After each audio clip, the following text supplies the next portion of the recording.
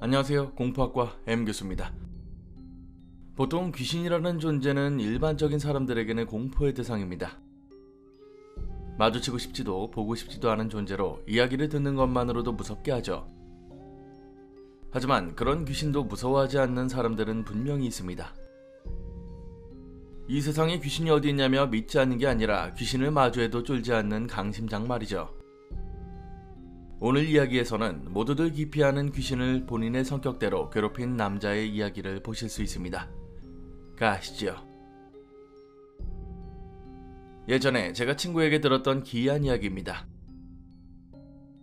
어느 동네에 고약한 구두쇠 영감이 살았는데 실제로 나이가 많은 할아버지가 아니라 워낙 욕심이 많다고 유명해서 동네 사람들 모두 그 남자를 영감이라고 불렀답니다.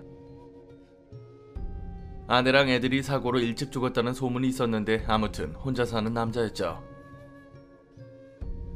이 영감님이 복덕방, 그러니까 동네 부동산 사장과 친해서 그 집에 자주 놀러가곤 했답니다. 그러다 복덕방 사장의 큰 고민을 듣게 되었습니다. 본인이 맡은 집이 하나 있었는데 글쎄 귀신이 많이 나온다는 소문이 돌아서 안 나가는 집이 있다는 거죠. 전세도 시세보다 훨씬 싸고 월세로 하더라도 너무 싼데 귀신 나온다는 소문이 나서 절대로 집이 안 나간다는 겁니다. 그러다 보니 복덕방 입장에서는 골칫거리였는데 그걸 영감님에게 말했던 겁니다. 그런데 영감님이 그 이야기를 듣더니 본인이 그 집을 사겠다고 흔쾌히 말하더랍니다. 복덕방 사장도 워낙 소문이 흉흉하다 보니 그냥 잊어버리는 게 어떻겠냐고 회유를 했죠. 하지만 영감님은 괜찮다고 본인이 그 집을 살 테니까 싸게 해달라고 말했습니다. 복덕방 사장은 약간 미안한 마음도 들고 고맙기도 했는데 아무래도 미안한 감정이 더 커서 서로 실랑이만 엄청 했답니다. 그러다 결국 영감님이 그 문제의 집을 사게 되었죠. 복덕방 사장은 내심 욕심도 많고 성격도 지랄 맞은 영감이 행여 귀신한테 당하고 찾아와서 행패를 부리는 게 아닐까 걱정도 했습니다. 집이 팔리자 동네에서도 소문이 났는지 다들 왜 영감님이 그 집을 샀는지 궁금해했죠. 영감님은 집을 사자마자 집 청소를 싹 하고 도배도 새로 하고 수리할 게 있으면 바로바로 물건을 사서 완전 새 집처럼 만들었습니다. 실제로 집에 들어가 보니 정말로 귀신이 나오는 건지 그 전에 살았던 사람들의 흔적이 거의 없고 때도 그리 많이 타지 않았었죠. 어찌되었든 집을 수리하고부터는 영감님은 이 집에 살았는데 좀 이상하긴 했습니다. 영감님이 이 집에서 생활하는 게 아니라 대낮에는 다른 집에서 살다가 밤만 되면 이 집에 와서 딱 잠만 자고 아침이 되면 본래 집으로 간다는 거죠. 그리고 어느 순간부터 밤만 되면 이 집에서 영감님이 호통치는 소리가 들리기 시작했습니다. 소리를 지르는데 동네 사람들이 다 나와서 무슨 일인가 기웃거려도 정작 들어갈 용기가 없어서 상황을 직접 보지는 못했죠. 나중에 영감님에게 왜 그러는 거냐고 물어도 아무런 대답이 없었습니다.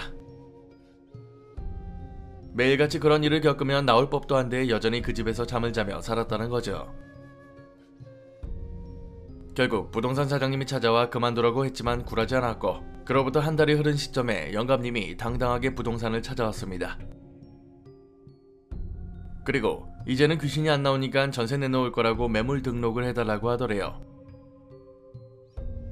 실제로 며칠 안가 세입자가 들어왔고 부동산 사장부터 시작해서 동네 사람들의 궁금증은 폭발할 수밖에 없었습니다.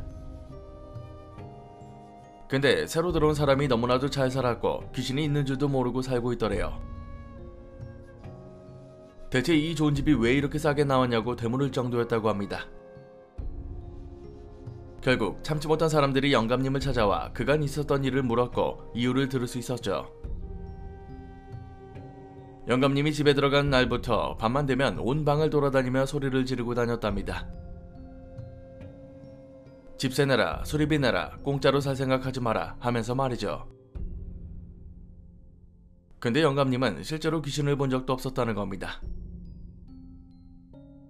그럼에도 매일 밤 집에 들어가서 호통을 치면서 밤새 귀신에게 욕을 했다는 겁니다. 그리고 언젠가 잠을 자고 있는데 꿈에서 누군가 영감님 귀에다 대고 시끄럽다, 내 집이다 라고 소리를 쳤다고 하더군요. 그때부터 영감님이 말을 바꿔서 여기가 왜 네 집이냐고 여긴 내 집이라고 소리를 질렀죠. 근데 또 꿈에 누군가 얼굴 옆에 와서는 그래 네 집이다 내 집 아니다 하고 소리를 쳤대요. 이때부터 영감님 생각에는 집을 팔아도 되겠다고 생각해 부동산을 찾아왔던 거였죠. 신기하게도 몇 번의 세입자가 거쳤음에도 이전처럼 귀신 봤다는 말은 전혀 없었답니다. 게다가 영감님은 애초에 싸게 산 집을 몇 배나 불려 다시 팔았다는 거죠. 이야기는 여기까지입니다. 정말 귀신 안 무서워하시는 분들은 대수롭지 않은 시시한 존재로 생각하시더라고요. 제가 예전에 초창기 페이스북에서 공포학과 페이지를 운영할 때 굉장히 신기한 분의 이야기를 들은 적이 있습니다. 본인이 어려서부터 성인이 될 때까지도 귀신을 보는 사람인데 귀신과 싸우신다고 하더라고요. 원래는 너무 무서워서 가위 눌리는 것조차 겁을 냈는데 언젠가 너무 화가 치밀어 오를 때가 있었는데 하필 그날 가위에 눌렸답니다. 평소 본인을 괴롭히던 귀신이라고 하셨는데 잊을만 하면 꿈에 나오고 어쩔 때는 실제 생활하는 도중에도 저 멀리 보일 정도로 괴롭혔던 귀신이었대요. 근데 그날은 너무 열이 받아서 잠을 자고 있는데 그때 귀신이 나오니까 이제는 참지 못하고 가위 눌리는 와중에 그 귀신과 싸웠다는 거죠. 그냥 말싸움하는 게 아니라 정말 머리끄덩이 잡고 실제처럼 말입니다. 그때 이후로는 그 귀신이 나오지 않을 뿐더러 본인을 그렇게 괴롭히던 귀신을 이렇게 처리할 수 있다는 게 놀랍다고 하셨습니다. 참 말도 안 되는 것 같지만은 귀신을 본인의 힘으로 쫓아내는 사례가 생각보다 많습니다. 쉽게 말해 기싸움을 하거나 정말 난잡하게 다툼을 했었던 말이죠. 물론 그럴 수 있는 사람들은 실제로 몇 없지만 말입니다. 오늘 강의는 여기까지입니다. 재밌게 봐주셨다면 공포학과의 수강 신청 부탁드립니다. 공포학과 M교수였습니다.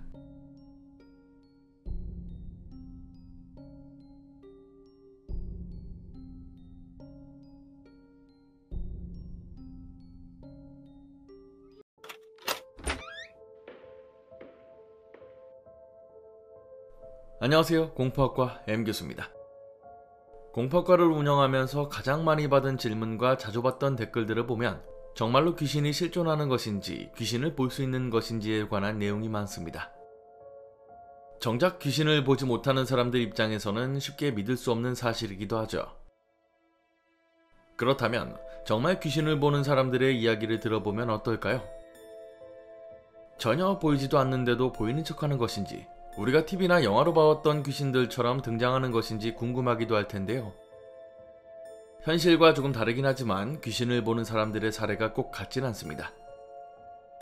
다시 말해 꼭 똑같은 방식으로 귀신을 보지 않고 귀신을 본다고 해서 꼭 신기가 있는 것도 아니고 그 누구도 피를 철철 흘리는 모습의 귀신을 보지는 않는다는 겁니다. 제각기 다른 방법과 다른 형태의 귀신을 본다는 것인데요. 오늘은 살면서 귀신을 봐왔던 분이 여러 에피소드를 통해서 그 이야기를 전해주실 겁니다. 대체 이 정도로 귀신이 보이면 어떤 삶을 살 수 있을 것인지 궁금해지네요. 가시죠. 안녕하세요. 공포학과 학생 여러분. 공포학과를 구독한 지 3년 정도 된 학생입니다. 제가 살면서 겪었던 귀신에 관한 이야기를 여러분과 공유해보고자 투고를 했습니다. 아마 이 채널을 보시는 분들은 어느 정도 공감을 하시겠지만 대부분의 학생분들은 실제로 귀신을 보거나 하시진 않을 겁니다. 단순히 무서운 게 좋아서 이야기를 즐기시는 분들도 계실 텐데 제가 소위 이야기하는 귀신을 보는 사람으로서 이야기를 들려드리려고 합니다. 저는 정확히 25살까지 귀신을 봐왔고 30이 넘은 현 시점에는 귀신이 보이지 않습니다. 여기서 명확히 하고 싶은 것은 25년을 귀신을 봐왔다고 해서 인생이 드라마틱하게 바뀌거나 엄청나게 신기한 삶을 살아오지는 않았다는 점입니다. 저 또한 여러분들과 비슷한 일상을 살고 있고 결혼도 하는 평범한 삶을 살고 있죠. 제가 귀신을 보게 된 것은 물리적으로 무언가 촉발되는 사건이 있었던 것도 아니었고 그렇다고 어느 순간 갑자기 보이기 시작한 것도 아니었습니다. 저는 8살이 되던 해까지 제 눈에 보이는 귀신들이 당연한 것이라고 생각했습니다. 저희 부모님과 제 친구들에게도 보이는 것이라고 생각했고 이를 문제 삼지 않았죠. 저에게 보이는 귀신은 사람의 형태를 한 것도 있고 그저 검은 그림자로 보이거나 우리가 공포 영화에서 보는 것처럼 핏발 세워진 눈과 피를 흘리는 귀신도 있습니다. 이것들은 제 주위에 어디든 있었고 그저 기분이 나쁘다는 이유로 8살까지는 그것들이 안 보이는 척 그냥 옆으로 피해 걸어가는 등 최대한 거부했죠. 그러다 가족여행을 가던 도중 잠시 들른 휴게소에서 화장실에 갔는데 혼자 변기에 앉아있을 때 옆칸 아래에서 검은 형체의 사람이 기어오더군요. 마치 슬라임이 미끄러지듯 옆에서 오는데 너무 놀라서 화장실 문을 박차고 나갔고 밖에서 기다리시던 아버지에게 옆에 이상한 사람이 있다고 말하며 울었습니다. 그 말에 아버지께서 옆칸과 제가 있던 칸까지 뒤졌지만 그 누구도 없었고 뭔가 이상한 점을 감지하셨는지 빠르게 볼일을 마치고 차로 데려오셨습니다. 그리고 엄마와 나가서 잠시 이야기를 하고 들어와서는 다시 차의 시동을 켰을 때부터 저에게 뭐가 보이냐고 물으셨죠. 나중에 들은 이야기지만 그 전에도 제가 자꾸 방에서 구석진 곳에 안 가려고 하고 같이 길을 걷다가도 허공을 보면서 다른 곳으로 도망가는 걸 보셨던 모양입니다.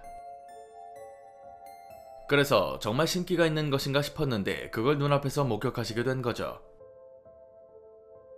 그날 펜션까지 가는 길에 제가 그간 경험했던 이야기들을 떠오르는 대로 다 말씀드렸습니다.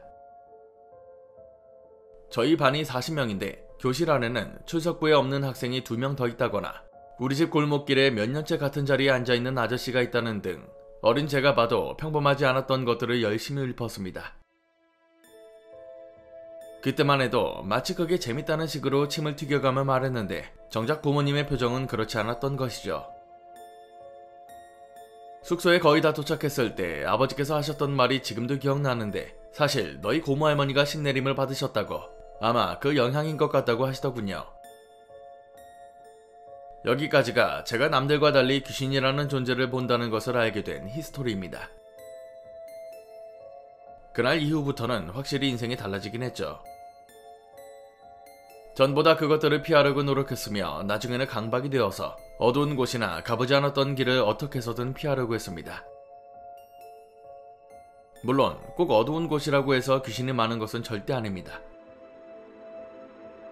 하지만 너무 어두울 경우 제가 그것들을 못 봐서 놓치기도 하니까요. 살면서 별의별 일들이 많았지만 기억에 남는 일들을 몇 가지 말씀드리겠습니다. 우선 저희 집은 아직도 신발장에 굵은 소금을 한 뭉텅이 쌓아놓고 살고 있습니다. 굵은 소금을 뿌리는 게 일상이거든요. 아시는 분들도 계시겠지만 소금은 귀신을 쫓는다고 하는데 정말로 효과가 있습니다. 소금을 뿌리게 된 계기는 안방 구석에 앉아있는 아주머니 때문이었는데 40대로 보이는 아주머니가 항상 안방 구석탱이에 앉아 시무룩하게 있었습니다. 처음 부모님이 제가 귀신을 보는 걸 알고서 집부터 수색을 했는데 이때 소금을 뿌렸더니 정말 눈앞에서 사라지는 걸 보고 부모님께 말씀을 드렸죠. 물론 몇몇 분들은 장례식장에 다녀오시고 나서 뿌리시겠지만 저처럼 귀신들이 붙는 사람의 경우 집 앞에 도착하면 꼭 소금을 뿌립니다. 공포학과에서도 몇 번 소개해 주시던데 귀신과 눈이 마주치는 거 정말 좋지 않습니다. 정말로 그 귀신이 자신을 보는 걸 알게 되면 쫓아오고 뭐 날아오거나 뛰어오거나 그런 게 아니라 제가 어딜 가든 끝까지 뒤에서 걸어옵니다. 그런 날이면 어김없이 어머니에게 전화를 걸어 미리 소금을 준비해달라고 부탁을 드리죠. 지금은 보이지 않아서 더욱이 공포 채널들을 찾아다니고 있습니다. 그러다 보니 다양한 귀신 이야기를 보고 듣게 되었는데 귀신이 가장 좋아하는 장소, 가장 많은 장소에 대해 꼭 말씀드리고 싶은 게 있습니다. 제가 겪어본 케이스 안에서는 귀신이 좋아하는 장소는 없습니다. 다만 귀신이 당황스러울 정도로 많은 곳이 있는데 그게 물가입니다. 이는 꼭 강을 말하는 것은 아니고 얕은 개천이나 바다 근처에도 귀신이 정말 많습니다. 저는 어려서부터 서울에 살았는데 건물만 있을 것 같은 서울에도 생각보다 물이 많습니다. 그리고 적어도 다리가 놓여질 정도의 개천에는 귀신이 정말 많습니다. 물가에 서서 사람들을 쳐다보는 귀신도 있고 땅이 꺼져라 우는 귀신도 있고 근처에 온 사람들을 붙잡고 하소연하는 귀신까지 다양한 종류의 영가들이 있죠. 서울 동쪽으로 중랑천이 길게 뻗어 있고 그 옆으로 동부간선도로가 있는데요. 예전에는 중랑천에서 낚시를 할 수 있었고 평일에도 낚시하는 사람들이 많았습니다. 뇌리에 깊이 박힌 모습 중 하나가 꼭 그 낚시하는 사람들 옆에 서성인다는 겁니다. 여자 남자 연가할 것 없이 그 옆에 붙어서는 말을 하고 있거나 아무 말도 없이 그냥 쳐다보고 있는 경우도 봤는데 제 입장에서는 소름 끼치는 건 정작 낚시하는 사람들은 전혀 알지 못하는 거였죠. 제가 대학에 입학하면서 1학기 때는 2주에 한 번꼴로 MT를 갔습니다. 과, 동아리, 동기 등 MT 건수들이 워낙 많아서 일주일에 2번을 간 적도 있었는데요. 저도 워낙 나가 놀기를 좋아하는 사람이라 매번 이런 행사들을 참여했습니다. 그리고 그날은 대성리로 MT를 갔는데 너무 급하게 잡았던 건데도 방이 있더군요. 문제는 정말 딱 하나 남은 방을 겨우 잡았다는 건데 사실 아무 생각 없이 장본 물건들을 챙겨서 올라갔다가 친구들한테도 귀신 본다는 걸 걸렸죠. 보통 대성리에 있는 숙소들은 널찍한 방에 화장실 하나 덜렁 있는 구조인데 우리가 잡은 곳은 그런 건물 꼭대기에 있는 방이었고 마치 다락방처럼 생겼습니다. 늦었으니 어쩔 수 없다고 생각하고 제가 앞장서서 다락방 문을 열었는데 안에 사람이 있는 겁니다. 평범한 대학생처럼 청바지에 흰 티셔츠를 입고 있는 여자가 방 한가운데 앉아 있었죠. 제가 잘못 들어온 건가 생각하고 밑으로 내려가서 주인 아저씨에게 저기 사람 있는데 방 호수 잘못 알려주신 것 같다고 말씀을 드렸습니다. 근데 아저씨는 한사코 그 방은 지금 아무도 없다고 잘못 본 거라고 다시 올라가라고 하더군요. 순간 너무 당황해서 내가 본 게 사람이 아니라는 걸 그제서야 깨달았습니다.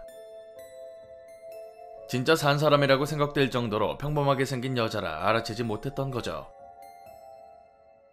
제가 잘못 봤나 싶어 친구들과 다시 올라갔는데 여자는 그대로 그 자리에 있었습니다. 도저히 들어갈 엄두가 안 나서 뒤로 돌았지만 친구들은 뭔가 이상한 저의 행동을 가만히 보고 있더군요.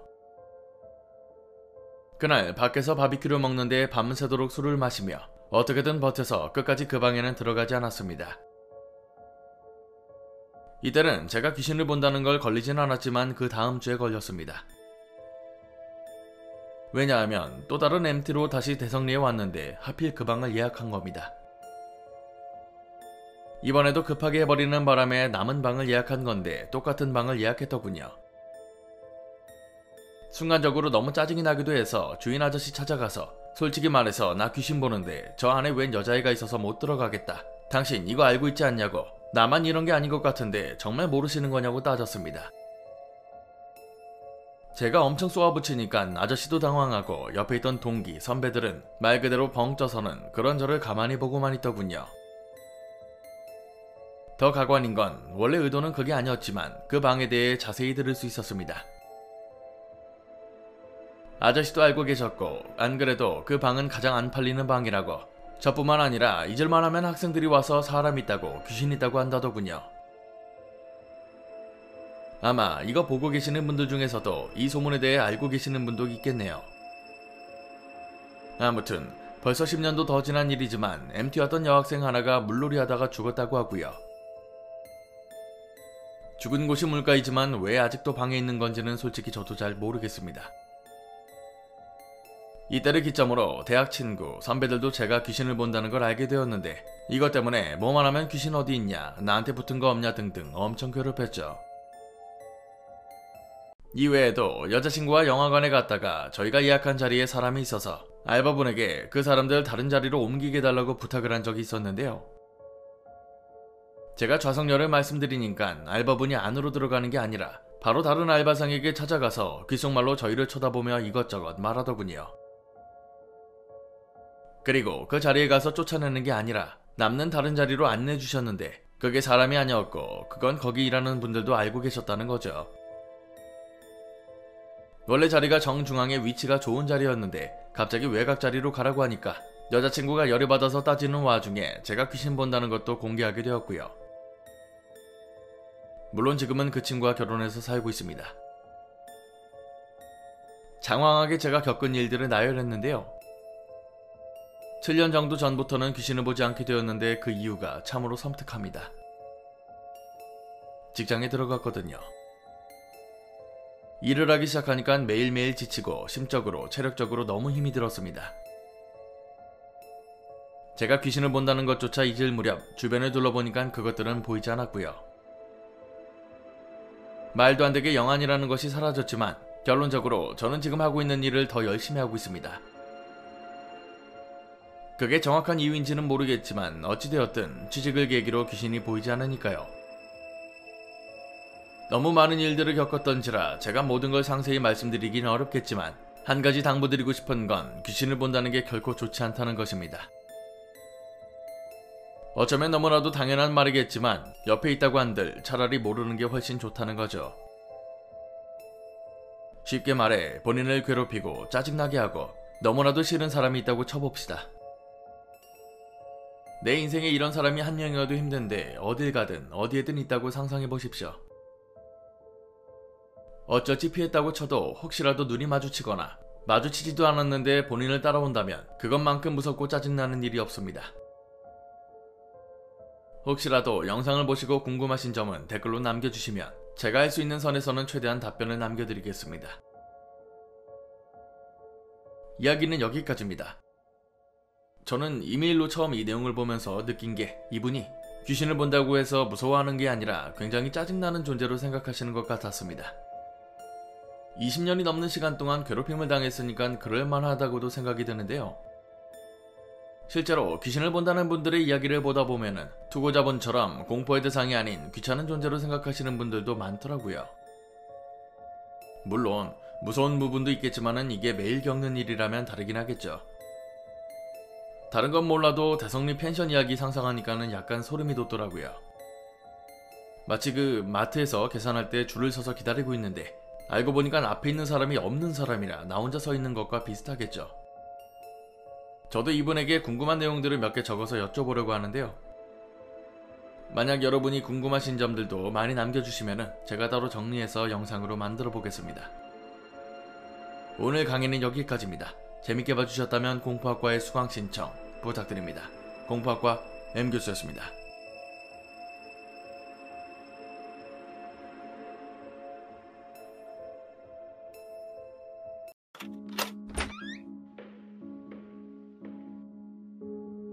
대부분의 사람들은 공포학과처럼 미디어를 통해 무서운 이야기를 보고 듣습니다. 하지만 인생을 살다가 보면은 무섭거나 소름 끼치는 경험을 직접 하기도 하는데요. 심지어 귀신을 본인 눈으로 보지는 못해도 직간접적으로 이를 체험하기도 합니다. 사실은 저도 제 주변 사람들의 체험을 통해서 더 많은 경험을 하기도 했습니다. 직접 보기도 했고 듣는 경우가 많았는데 정말로 귀신이라는 게 있겠다는 생각을 할 정도로 섬뜩하고 오싹한 기억들이죠. 오늘은 공포학과 학생 한 분이 살면서 겪어온 다양한 사례들을 소개해드릴 텐데요. 처음에는 좀 신기하긴 하면서도 결국 소름 끼치는 게 압권입니다. 수강하시기 전에 출첵 한 번만 부탁드립니다. 가시죠. 이야기를 시작하기에 앞서 저는 맨정신으로 귀신을 단 한 번도 본 적이 없었기 때문에 귀신이 있다고 믿진 않는 사람입니다. 그럼에도 살면서 과학적으로는 도저히 설명이 되지 않는 일들을 많이 겪어왔기에 제가 살면서 겪어왔던 일들을 이야기해드리려고 합니다. 제 인생 처음으로 정말로 이 세상에는 뭔가가 있구나 했던 것은 초등학교 6학년 때였습니다. 저희 집은 IMF로 집안이 안 좋아져서 월세를 전전하며 이사를 참 많이도 다녔죠. 비가 많이 오면 현관으로 비가 들이쳐서 밤새도록 물을 퍼내야 했던 집에서도 살았었고 1층이어서 벌레고 지고 동고동락해야 했던 허름한 집에서도 살아봤습니다. 부모님 두 분 다 저 하나 남부럽지 않게 키우고 싶으셔서 열심히 일을 하셨는데 초등학교 6학년이 되어서 이사를 했던 집은 앞에 높은 건물이 있어 햇빛이 들진 않았지만 전에 살던 집들에 비하면 2층에 방도 3개에 너무나도 좋았던 집이었죠. 이맘때쯤 친할아버지께서는 치매에다가 몸이 많이 안 좋아지셔서 저희 집에서 지내게 되었는데 방 3개 중 주방 옆쪽에 있는 방이 할아버지께서 쓰시는 방이었습니다. 제 방이 있긴 했지만 그 당시에는 토요미스테리, 이야기 속으로 전설의 고향 이런 걸 봤던 날이면 안방에서 엄마랑 같이 잠을 자곤 했죠. 그날은 더위를 많이 타는 저 때문에 침대에서 저 혼자 자고 엄마가 침대 밑에서 주무시고 계셨습니다. 그런데 잘 자다가 엄마가 누가 창문을 열어놨어? 하고 화내는 소리에 잠이 확 깼습니다. 침대 밑을 내려다보니까 엄마가 멍하게 앉아서는 창문을 쳐다보고 계셨죠. 저도 엄마의 시선을 따라 창문을 보니 창문은 잘 닫혀 있었습니다. 제가 엄마 꿈 꿨어? 하는 순간 엄마가 벌떡 일어나시더니 방 밖으로 막 뛰어나가시더라고요. 깜짝 놀라서 따라가 보니 할아버지 방으로 가서 방문을 벌컥 여시더니 할아버지를 살펴보시더군요. 거실에서 주무시고 계시던 아버지도 놀라셔서 무슨 일이냐고 달려오셨는데 엄마가 얼굴이 창백해져서는 아무 일도 아니라고 깨워서 미안하다고 자고 일어나서 이야기하자고 하셨습니다. 그렇게 잠들고 다음날 다같이 저녁을 먹을 때 아버지가 엄마에게 물어보셔서 해주는 이야기는 그때 당시 즐겨보던 토요미스테리에서나 보던 이야기 같았습니다. 엄마가 자고 있는데 이에서 딱딱 소리가 날 정도로 너무 춥더랍니다. 몸은 안 움직여지는데 온몸이 바들바들 떨릴 정도로 너무 춥고 눈도 안 떠지고 누가 창문을 열어놨다는 생각이 들면서 몸이 확 움직여지길래 누가 창문을 열어놨어? 라고 화를 내시며 벌떡 일어나셨던 겁니다. 눈을 뜨니 느껴졌던 한기는 온데간데 없고 창문을 보니까 창문은 꼭 닫혀있는 모습에 멍해졌죠. 그때 순간적으로 드신 생각이 저승사자가 주변에 오면 춥다는 말이 생각나서 할아버지 방으로 뛰어가서 할아버지께서 잘 계시는지 확인하셨던 거였습니다. 잘 주무시는 할아버지를 보시곤 다행이라고 생각하고 다시 주무셨던 거였죠. 하지만 얼마 안 있어 할아버지께서 갑자기 돌아가셨습니다. 할아버지께서 돌아가신 날 또한 굉장히 이상했습니다. 그날은 할아버지는 큰엄마 댁에 계시고 저희 세 식구는 새해 맞이 여행 중이었습니다. 울진에서 해돋이를 보고 태백산맥을 따라 올라가면서 눈썰매를 타러 갈 예정이었는데 저는 전날부터 신이 나 있는 상태였지만 아침에 일어난 엄마가 이상한 말을 하시더군요. 꿈자리가 너무 뒤숭숭하다고 뭔가 이상하다는 말을 하시는 겁니다. 평소 그랬던 적이 없었기 때문에 갑자기 엄마가 왜 그러나 싶었죠. 썰매장에 가기 전에도 계속 뭔가 빠뜨린 것 같다고 놓고 온 것 같다며 온종일 불안해하셨습니다. 나중에는 아무래도 그냥 집에 돌아가는 게 어떻겠냐고까지 하시더군요. 괜히 썰매까지 타러 왔다가 돌아가는 게 싫어서 엄마한테 짜증을 내고 있는데 잠깐 나가셨던 아버지에게서 전화가 걸려왔고 엄마가 전화를 받고 끊더니 말하셨습니다. 정말로 집에 가야 할 것 같다고 말입니다.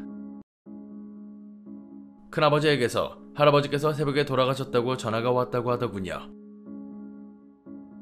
저나 아버지나 엄마가 예전에 겪었던 일과 오늘 아침에 한 말이 생각나서 장례식장으로 가는 내내 아무 말도 하지 못하고 엄마를 쳐다볼 뿐이었습니다.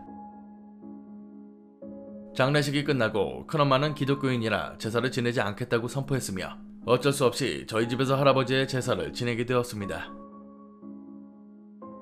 할아버지가 돌아가시고 처음으로 맞은 명절에 다음날 제사를 앞두고 저희 셋이 제사 음식을 준비하고 있었습니다.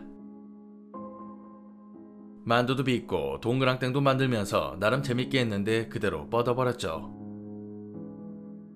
그날 밤은 이상한 꿈을 꿨는데 지금도 그게 생생하게 기억납니다. 할아버지께서 꿈에 나오셔서는 예쁜 비단 복주머니를 주시는 겁니다. 그리고 제 손을 잡고 어디론가 같이 갔는데 엄마가 소리를 지르는 바람에 깨어났습니다. 일어나 보니 너 어제 밖에 나갔던 거 기억나냐고 대뜸 물어보시는 겁니다. 그게 무슨 소리냐고 물으니까 어젯밤에 일찍 자러 들어가더니 몇 시간 뒤 다시 나와서는 현관문을 열고 나갔다고 하시더군요. 그 시간에도 엄마와 아버지는 거실에 앉아 음식을 하고 계셨는데 제가 천천히 방문을 열고 나와서는 현관문으로 가는 걸 보고 어디 가냐고 물으셨대요. 근데 제가 듣는 척도 안 하더니 그대로 현관문을 열고 나가는데 놀란 아버지께서 저를 붙잡으려고 헐레벌떡 뛰어나오셨답니다. 그런데 제가 문을 열자마자 보이는 난간에 올라타려고 하는 걸 보고는 그대로 붙잡고 집 안으로 쓰러지듯 들어오셨다고 하시는 겁니다. 저야 당연히 아무런 기억이 없는데 부모님의 말을 들어보니까 소름이 쫙 올라오더군요. 그제서야 제가 꿨던 꿈 이야기를 꺼냈는데 엄마 말을 듣고는 더 섬뜩했습니다. 할아버지께서는 평소에도 저를 워낙 예뻐라 하셨는데 당신 가시는 길에 저까지 데리고 가려고 한 게 아니겠냐고 하시는 겁니다. 엄마는 이 사건 때문에 그날 제사 음식과 준비에 더 정성을 들이셨습니다. 그리고 49제가 끝나기 전까지 매일 아침마다 간밤의 꿈에 대해서 물으셨고요. 신기하게도 49제가 끝나고 나니까 더 이상 꿈을 꾸거나 이상한 일은 없었습니다. 그렇게 저는 중학교에 들어가게 되었고 이때부터는 가위에 시달리게 되었습니다. 잠을 자다가 불현듯 눈이 떠지는데 방의 모서리를 보면은 꼭 이상한 형체가 보입니다. 검은색의 그 형체는 꼭 모서리에 있다가 벽을 타고 내려와 저한테 왔고 너무 무서워서 눈을 감아도 마치 눈을 뜬 것처럼 그 모든 게 다 보였습니다. 온통 까만색의 그것은 제 배 위에 올라타 가부좌로 틀고 왔는데 다른 건 다 안 보여도 유독 그 눈만 보여서 항상 겁에 질린 채 일어나곤 했죠. 처음 이 가위에 눌렸을 때 당연히 한 번만 꾸는 것이라고 생각했습니다. 하지만 심할 경우에는 일주일에 3-4번은 같은 가위에 눌릴 때도 있었죠. 당시 학교 친구들과도 이런 주제로 이야기를 나눌 기회가 있었는데 애들이 신기했는지 다같이 저희 집에 놀러와 잠을 자자고 제안하더군요. 다음날 아침에 한바탕 난리가 났던 게 4명이서 같이 잤는데 3명이 같은 가위에 눌렸고 다들 그 검은 형체를 봤다고 말했습니다. 근데 또 신기하게도 그날 이후로 제가 이 가위에 안 눌리게 되었다는 거죠. 친구들 중 한 명에게 옮겨간 게 아닐까 싶을 정도로 갑작스러웠습니다. 그리고 이 무렵에는 외할머니께서 갑자기 몸이 안 좋아지셔서 엄마가 외할머니와 같이 살고 저는 엄마와 잠시 떨어져 살아야 했는데요. 나중에 들은 이야기지만 엄마가 외할머니 집으로 가고 나서 가위에 눌렸다고 하더군요. 새벽 3시만 되면 한기가 느껴지고 눈이 떠지는데 주위를 둘러보면 쇳감에서 아무것도 안 보이는 게 엄마를 꼭 끌어안고 있답니다. 발버둥을 치다 보면 어느새 아침이 되어 있고 이를 반복하며 살았다고 하더군요. 엄마도 똑같이 그 형체의 눈을 보고는 겁에 질려서 나중에는 똑바로 눕지도 못하고 얼굴을 베개에 묻고 주무셨다고까지 합니다. 도저히 안 되겠다 싶어서 주변에 알아봐서 신점 보는 곳을 가셨고요. 그런데 엄마도 이런 곳이 처음이다 보니까 쭈뼛쭈뼛 신당 안으로 들어가는데 방이 아니라 주방에 무당이 있었나 봅니다. 그래서 저 누구 소개받고 왔어요 라고 인사를 하며 주방으로 갔는데 무당이 엄마를 보자마자 한숨을 푹푹 쉬고는 대체 등 뒤에 있는 게 뭐냐고 묻더래요. 왜 이딴 걸 메고 다니냐고 호통을 쳤다는 거죠. 그리고는 이것저것 방법을 알려줬는데 몸이 덥긴 했지만 다 하셨다고 하고요. 엄마가 외할머니께 이제까지의 일을 다 말씀드렸는데 아무래도 집이 이상한 것 같다고 귀찮아도 한번 가보자고 하셨답니다. 할머니께서 집에 오셔서는 집을 정말 찬찬히 둘러보셨는데 갑자기 방에 있는 장판을 다 뜯어보라고 하셨다는 겁니다. 뜬금없이 장판을 들추라는 말씀에 가만히 듣기만 하다가 이내 외할머니께서 벽 사이사이도 보고 싶다고 하시는 바람에 일단 장판을 뜯었답니다. 그런데 그 아래 100원, 10원, 500원 할 것 없이 방바닥 전체에 동전들이 깔려있더랍니다. 너무 많아서 대체 이게 웬 동전인가 싶을 정도로 눈이 휘둥그레졌죠. 게다가 벽끼리 맞물린 곳에도 동전들이 빼곡하게 박혀있는데 그걸 보고 있는 사람들 모두 입이 벌어진 채 아무 말도 못했습니다. 그리고 할머니께서는 당장 이 동전들 밖에다 던져버리라고 소리를 치셨습니다. 절대로 봉지 안에 담아서도 안 되고 쓸 생각은 추호도 하지 말라고 하시면서요. 알겠다고 하고는 일단 동전들을 하나하나 주워서 버렸는데 나중에 들어보니 아마 이전에 여기서 살던 사람이 한 짓 같다고 본인이 가진 나쁜 기운을 동전에 담아 여기다 두고 간 거라고 하시더군요. 어떤 주술이나 저주 같은 게 아니라 본인이 가진 나쁜 것을 담아 하나하나 두는 행위라고 그게 뭐가 되었든 나쁜 마음으로 한 행동이기 때문에 싹 다 버려야 한다고 하셨죠. 솔직히 아직도 이 말씀이 이해가진 않지만 거짓말처럼 이날 이후로 가위에 눌리거나 악몽을 꾸는 일은 발생하지 않았습니다. 처음에 말한 것처럼 저는 귀신이 있다고 믿진 않습니다. 하지만 제가 보고 겪었던 것들을 떠올리면 과학적으로 설명될 수 없는 그 무언가가 있는 게 맞을지도 모르겠다는 생각이 듭니다. 이야기는 여기까지입니다. 인간은 오감을 지니고 있지만 그 중에는 육감, 식스센스가 있다고도 하죠. 특히나 여성의 경우 남성보다 육감이 더 발달했다고도 하는데요. 누군가의 죽음이나 앞으로 다가올 불행을 감지하기도 합니다. 아마 어머니께서 할아버지의 죽음과 관련해 먼저 감지한 것일 테죠. 그리고 동전을 방바닥과 벽 사이에 끼워둔 것은 뭔가 유명한 주술이나 저주는 아닐 겁니다. 다만 저주나 주술의 기본 구조를 보면은 대부분 염원을 물건이나 대상에 담는 행위인데요. 동전에 자신의 불운과 불행을 담아서 남겨놨다면 그 자체로 의식이 될 수 있는 거죠. 결국 동전들을 다 버리고 나서 안 좋은 일이 없어졌다면 그 자체로 증빙이 된 것이고요. 꼭 귀신이 있다고 믿을 필요는 없습니다만 이런 경험을 하는 사람 입장에서는 믿기 싫어도 믿을 수밖에 없을 겁니다. 저도 최근에 진짜 무서운 경험을 하게 되었는데 나중에 한번 여러분들께도 들려드리겠습니다. 오늘 강의는 여기까지입니다. 재밌게 봐주셨다면 공포학과의 수강 신청 부탁드립니다. 공포학과 M교수였습니다.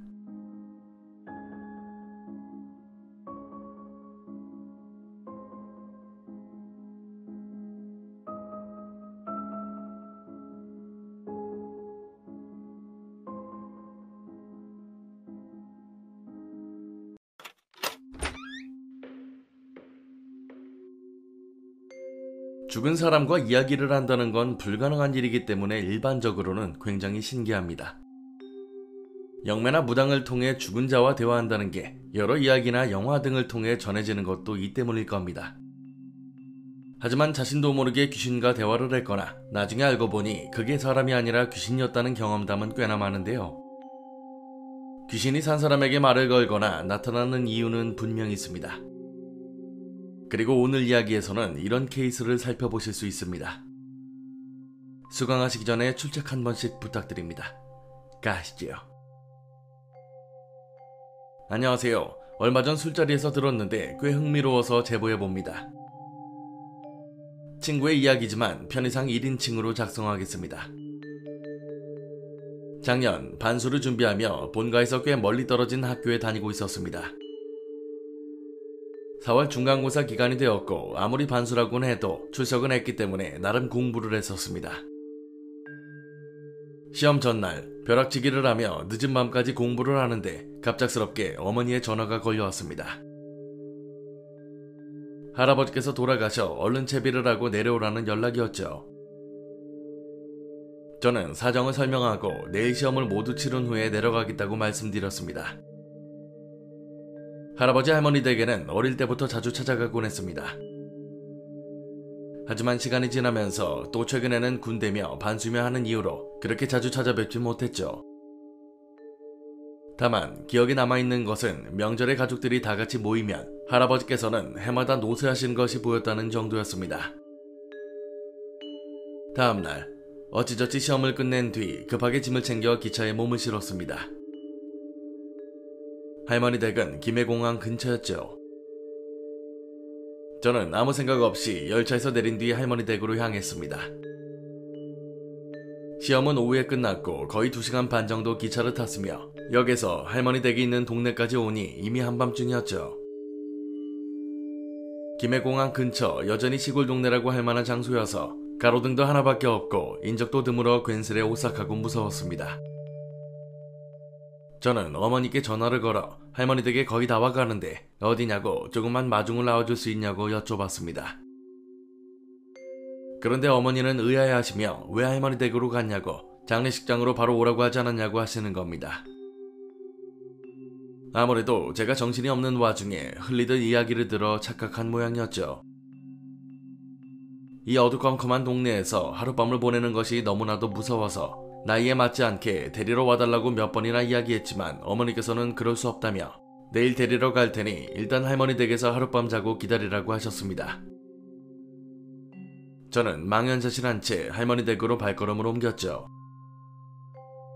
대문을 열려고 하는 순간 누군가가 저를 불렀습니다. 지훈아, 지훈이 아니냐? 저를 부른 사람은 할머니 댁 옆집에 사시는 동네 할아버지였습니다. 어릴 적 할아버지 할머니 댁에 왕래하며 자주 배웠고 친하게 지냈던 할아버지였습니다. 할머니 댁에서 놀고 있으면 가끔씩 와서 놀아주시기도 하고 식사도 같이 하곤 했죠. 오랜만에 뵙기도 했고 약간 겁에 질려 있던 터라 굉장히 반가웠습니다. 안녕하세요 할아버지, 오랜만에 뵙네요. 그래, 너희 할매 보러 왔냐? 네, 근데 지금은 집에 안 계시고 오늘 밤은 혼자 자야 돼요. 그럼 우리 집에서 자고 가라.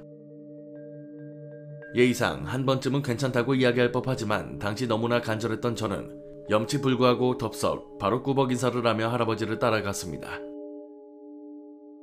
옆집 할아버지를 따라 대문과 현관을 지나고 안내해주시는 대로 작은 방 한켠에 들어갔죠. 할아버지께서는 거실에서 주무시는 것 같았습니다. 이미 시간도 늦을 대로 늦었고 긴 거리를 이동하며 피로가 쌓인 저는 겉옷을 대충 벗어두고 눕자마자 잠들었습니다. 다음날 아침 눈을 떠보니 휴대폰에는 부재중 전화가 몇 통이나 찍혀 있었습니다. 어머니께 전화를 걸어보니 지금 고모께서 할머니 댁으로 가고 있다고 얼른 준비해서 나오라는 말씀을 하셨습니다. 저는 급하게 짐을 챙긴 뒤 방을 나섰죠. 덕분에 편하게 잘 수 있었다고 옆집 할아버지께 감사 인사를 드리려고 했는데 할아버지는 여전히 거실에 누워 주무시고 계셨습니다. 어차피 장례를 치르면서 할머니 댁은 몇 번 더 방문하겠거니 생각해 다음에 인사를 드려야겠다 생각하고 우선은 밖으로 나갔습니다. 때맞춰 도착하신 고모께 인사를 드리고 장례식장에 도착했습니다. 그렇게 남은 기간 동안 할아버지를 잘 보내드리고 저는 다시 학교로 올라가 평상시의 생활로 복귀했습니다. 안타깝게도 인사를 드려야 했던 할아버지는 장례 기간 동안 다시 뵙지는 못했습니다. 그렇게 2주 정도가 지났을 무렵이었죠. 낯선 번호로 전화가 걸려왔습니다. 안녕하십니까, 경찰서 형사입니다. 김지훈 씨 맞으십니까? 처음에는 보이스피싱이라고 생각했으나 수화기 너머로 할아버지의 성함과 할머니 댁 주소 등을 이야기했기에 보이스피싱은 아니라는 것은 알았습니다. 경찰은 간단한 인적사항이나 제가 할머니 댁에 방문했던 그날 일을 이야기하며 경찰서로 출석해달라는 말을 남겼죠. 제가 그날 잘못한 일은 없었기 때문에 그냥 무슨 일이 있었겠거니 하고 대수롭지 않게 생각했습니다.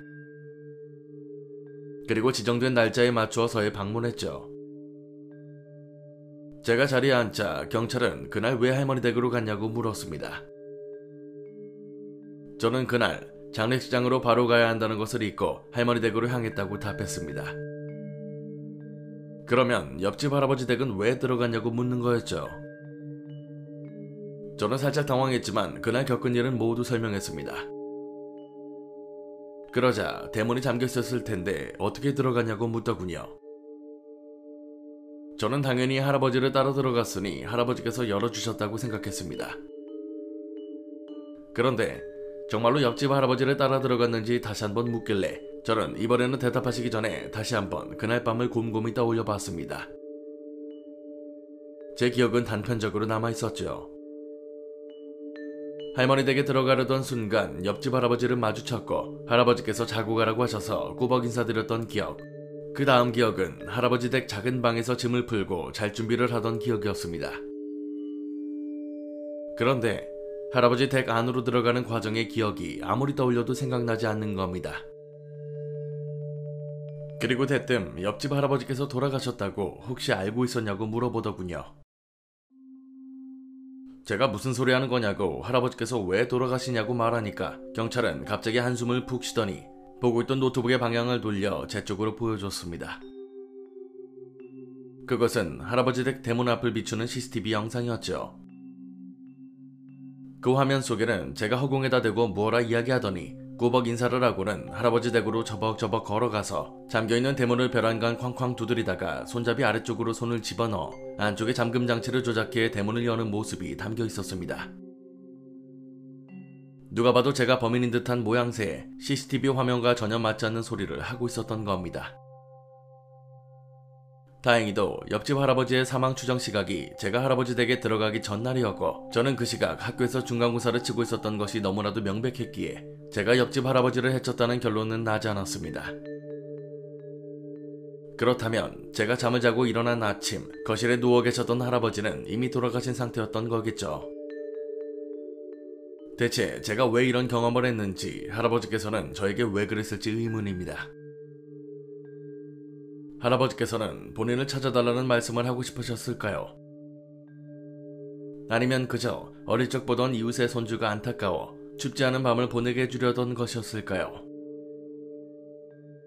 이야기는 여기까지입니다. 사실 제3자 입장에서 보면은 상당히 섬뜩한 지점도 있는 이야기입니다.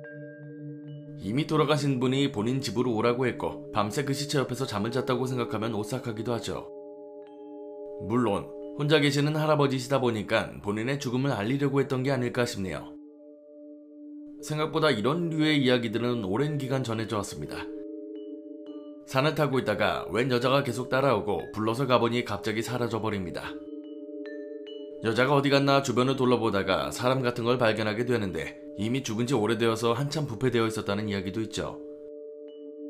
결국 자신의 죽음을 누군가에게 알리고 싶었기 때문일 겁니다. 사람을 홀려서라도 알리고 싶은 귀신의 마음이었겠죠. 오늘 강의는 여기까지입니다. 재밌게 봐주셨다면 공포학과의 수강 신청 부탁드립니다. 공포학과 M교수였습니다.